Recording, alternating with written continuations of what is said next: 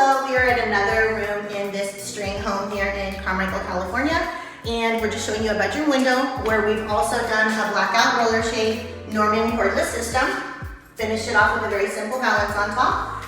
Just showing you how this shade works. Going up and down. This is an extension pole that you can use just to hook it on and pull it down. This particular home is an older home, so the ceilings are not very tall, so clearly you don't really need it for this window. But a lot of homes, especially newer homes, you're going to have a little bit more issues accessing the top of the window, so you just use this pole for that.